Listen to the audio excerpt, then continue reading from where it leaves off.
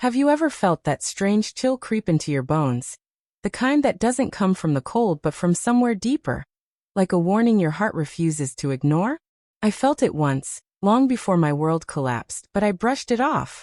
I told myself I was overthinking, being paranoid, when in truth, it was my soul screaming at me to pay attention.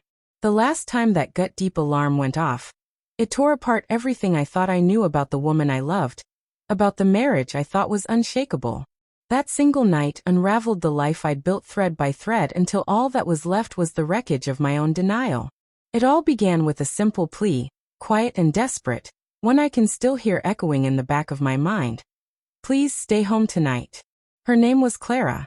I whispered those words to her, barely able to explain the weight pressing against my chest.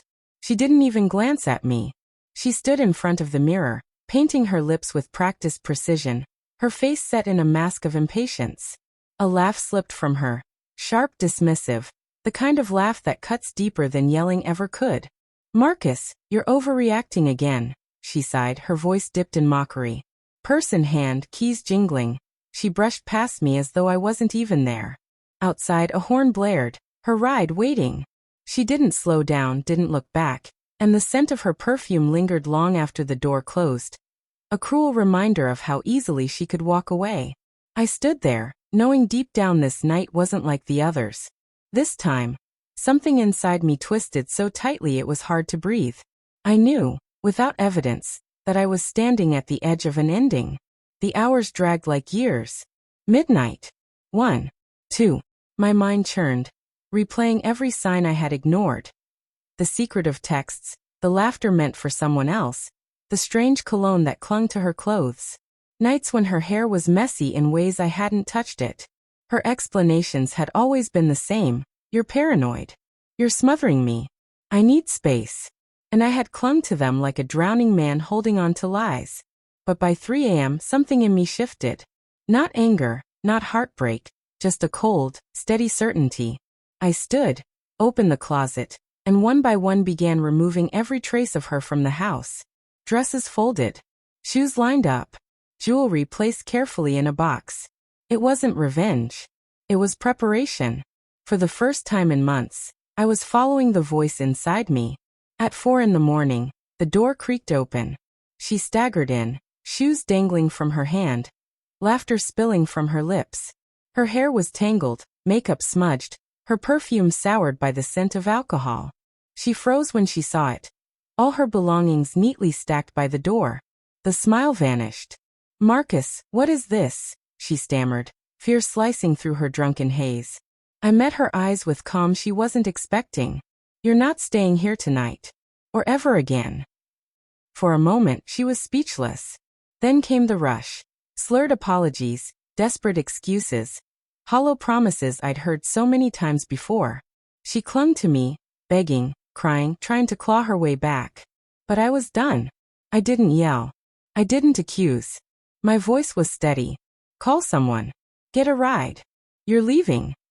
When the sun rose, I had already changed the locks. I hadn't slept, but I felt lighter, almost unburdened. That same morning, I called my lawyer. I asked for divorce. When he asked about the settlement, my answer was simple. Give her what's fair. House, car, half of what I've earned. None of it matters. Because it didn't. I didn't want the walls that had heard her lies. I didn't want the car that carried her to someone else. I wanted only one thing, my freedom. At first, the silence of the house pressed down on me like a weight. Every room felt too big, too hollow. But slowly, that silence turned into something else. I started to breathe again. I slept through the night without waking to wonder where she was. I pulled old hobbies from the dust. I reconnected with friends I'd pushed aside. I wandered the streets for hours just to feel alive. I read books that had been forgotten on shelves. I cooked meals for one and found comfort in the quiet. What once felt like emptiness became peace. Months later, I ran into a friend who mentioned seeing Clara draped over some stranger at a bar. He asked if I wanted the details, maybe out of pity. I just laughed and shook my head. No need, I said, smiling genuinely for the first time in what felt like years. She wasn't my burden anymore. She wasn't anything to me anymore. And in that moment, I realized I had finally broken free. Looking back, I wish I had listened sooner, before the damage consumed me. I wish I had known that the hardest thing, walking away, is sometimes the only thing that can save you. That night when I begged her to stay, I wasn't asking her to change. I was pleading with myself to stop surrendering, to stop living for someone who had already left in every way but physically. If you ever feel that knot in your stomach, that icy warning, listen to it. Don't wait for the ruin to pile up before you move. Because sometimes the bravest choice is to leave. The night I finally let go wasn't the end. It was the beginning. The first night of the life I should have been living all along.